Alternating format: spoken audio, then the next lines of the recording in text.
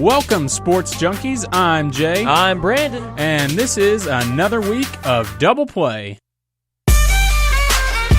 Let's get started with some Southeastern football as they took on OBU in Shawnee. Bison. And the Savage Storm took home the win 42-22. Every week we usually start with offense, but let's start off with defense. That sound good to you? Sounds good to me. Okay, so this week we have two standout players because they combined for a total of 3 interceptions. Luke Craddock and Raheem Wilson. And actually with his interception, he is now 1 interception away from tying the career record over at Southeastern. 2016 must be the year of records for Southeastern football players. They've got a great team. They've got a really good team. They're now 2-1. Actually, speaking with Coach Atterbury, he told us this is the first time since he has been the head coach here that they've ever started off 2-1. But let's talk a little bit more about the game that happened. The weather ended up being a factor. We were looking at this also. It rained a lot on that Saturday. Got really humid. It's Oklahoma, so it's going to be hot, humid, wet, and you're playing on a grass field. Really unbearable. Fatigue sets in really early with this, but Southeastern kept fighting. Southeastern took the lead first off of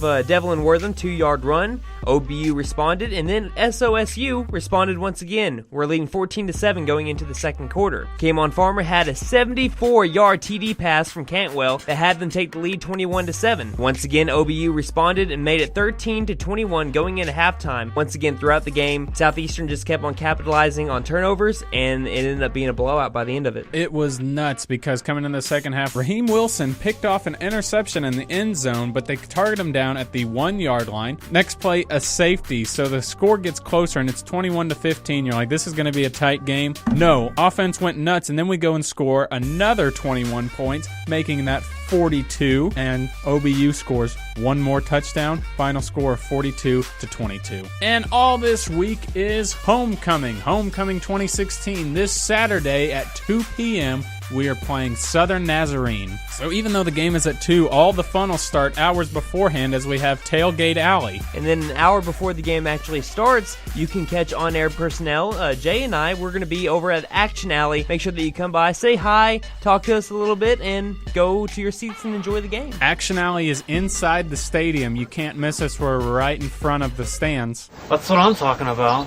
Staying with Southeastern football for just the time being, K'Mon Farmer, who is now the Southeastern's all-time receptions leader, here's another thing that he's done. He's been selected to the 2016 All-State AFCA Good Works team, joining 22 players across all 3 NCAA divisions as well as the NAIA, and being recognized for their work in the community in addition to their efforts on the field. These 22 players are no scrubs, by the way. Clemson quarterback Deshaun Watson, yes, this is the guy that was second place in the Heisman voting last year. He's a part of this list. This is from www.espn.com/allstate. The Pittsburgh, Texas native is helping to change the lives of those around him. The senior wide receiver founded 2 campus organizations to help his teammates, the Future Stars of America and Positive Inspiration, a service that provides encouraging letters via text messages. He also works with Families Feeding Families, an organization that donates to in-need families right here in Durant, Oklahoma, and led a mission trip to Haiti. Fans can now vote for Farmer for the Good Works team captain at www.espn.com/allstate. Voting runs now through November 23rd.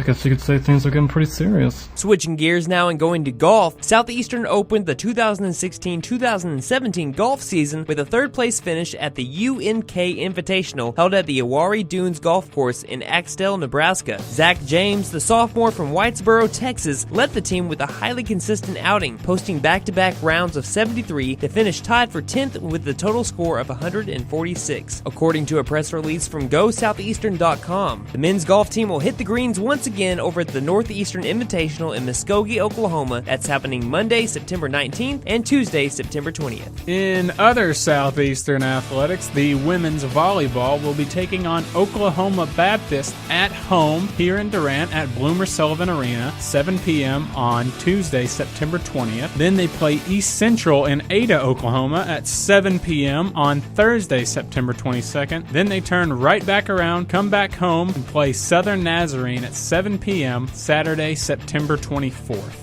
Battle up! We've been talking about college football, but now professional football is back, so now your Saturdays, Sundays, Mondays, and Thursday nights are all taken up. Even Fridays if you want to count high school football. That's true, and there's some Friday night college games. Monday Night Showdown, which was actually the second of 2 games being played on Monday night, weird, was against the new Los Angeles Rams and the San Francisco 49ers. 49ers were up 21-0. It was an absolute snooze fest. Oh my gosh, everyone was Jay. bored. It was a very boring game. The Rams couldn't get their offense going. There was like 19 punts overall. I don't remember. I was trying to sleep. So we have 2 great announcers, Chris Berman and Kevin Harlan. And of course, to spice it up, people who are there, well, they like to have fun. I'm guessing with super happy fun juice, I guess they call beer that they sell. I guess so. But only Kevin Harlan could describe what he saw best. Hey, somebody has run out on the field.